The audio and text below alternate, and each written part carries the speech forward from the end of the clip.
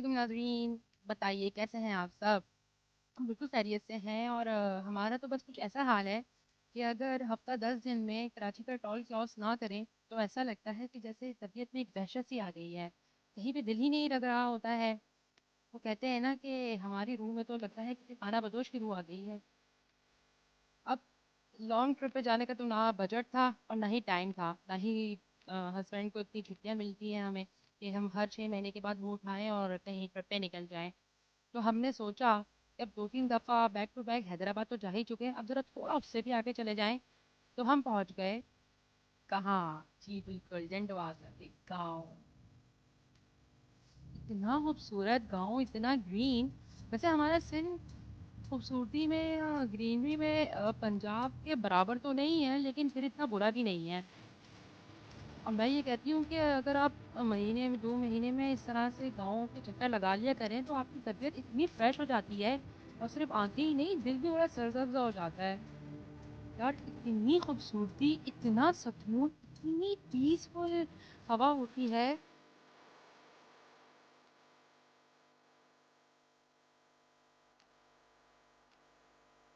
वाकई दिल garden garden हो जाता है।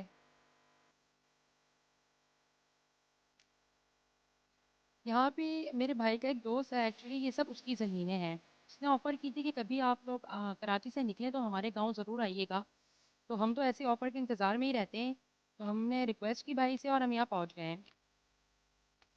इस कदर बड़ी ज़मीनें माशाल्लाह। यहाँ पे आम, कीनू, बेर, हर तरह के बागात हैं। फ़िलहाल ज़ाहिर है आम तो सीज़न में नहीं है, और कीनू का भी सीज़न तकरीबन ख़त्म ही हो चुका था। बेर बहुत थे, और इतने मीठे बेर, और दरख्त से तोड़ के खाने का जो मज़ा है ना, वो आप मतलब खरीद के खाने में तो बिल्कुल नहीं आता ऐसा मज़ा।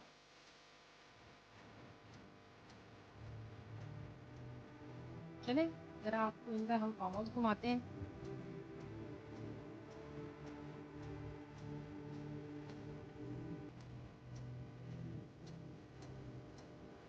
हमारी बदकिस्मती ये है कि सिंध की ज़मीनों का बहुत ज़्यादा हिस्सा तो सेम और ठोर का शिकार हो चुका है, और इतना ग्रीन नहीं है।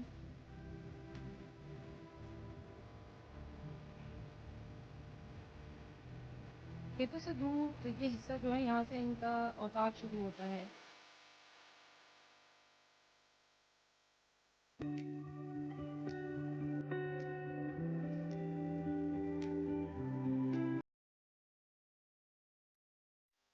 ये औताक इस वक्त आपको सामने नज़र आ रही है। इन्होंने अपने मतलब पब्लिक में जो नॉर्मल आदमी के गेस्ट हैं, अगर वो आना चाहें यहाँ पे तो उनके लिए जो है वो रिजर्व दी है।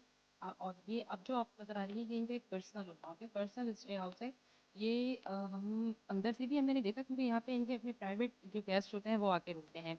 दूर से ही नज़र आ रहा है कि ये कितना आलीशान बना हुआ है। इतनी खूबसूरत खूबसूरत इन्होंने पूरा ऑर्गेनाइज किया हुआ है, माशाल्लाह माशाल्लाह से।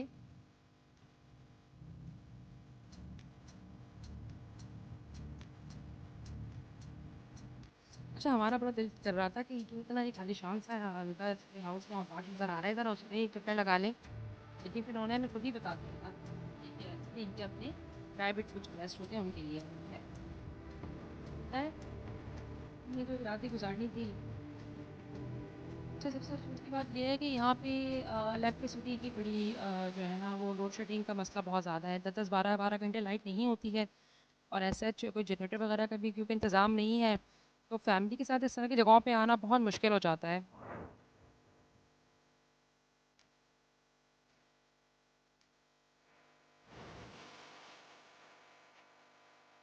किसान बेचारे जो इस सख्त धूप में, गर्मी में, हर तरह के मौसम में बस अपने काम में लगे रहते हैं।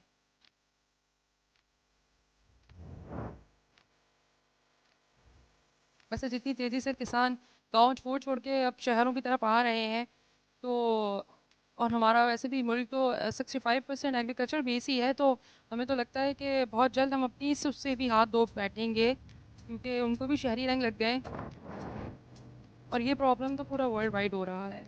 ये जो आपको नज़र आ रहे हैं ना, ये सारे आम के दरख्त, और यहाँ पे इतना आम होता है कि मनों टनों के हिसाब से बाहर एक्सपोर्ट किया जाता है।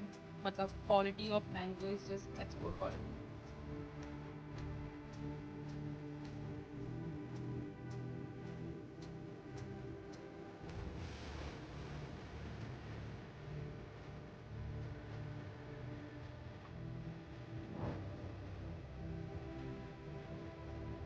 दूर दूर तक अगर नजर है आपको आम के बाग ही नजर आते हैं। ये हम एक मज़ार की छत पे खड़े हुए हैं। ये मज़ार इनके एंसेस्टर्स में से किसी का है जिसके अंदर जाके वीडियो बनाने की परमिशन नहीं थी। तो हमने छत से जाके ये सब चीज़ें हैं जो इनके सराउंडिंग्स में जो भी एरिया था वो कैप्चर कर लिया था।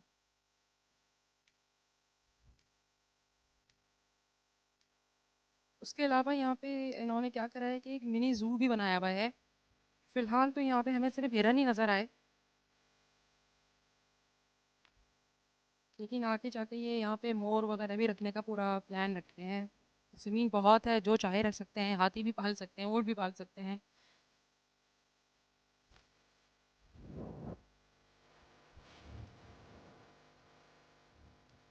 इतने खूबसूरत, इतने मासूम होते हैं हिरन।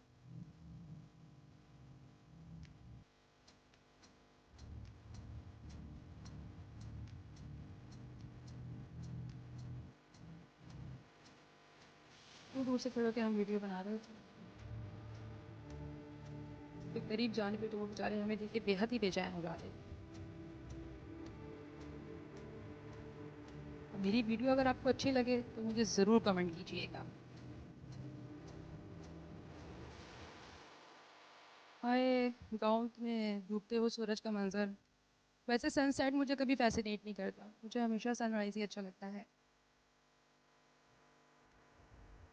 बहुत डिप्रेसिंग सा होता है ना sunset.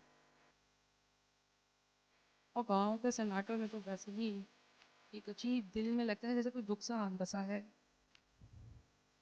Please keep watching my vlogs. Thank you.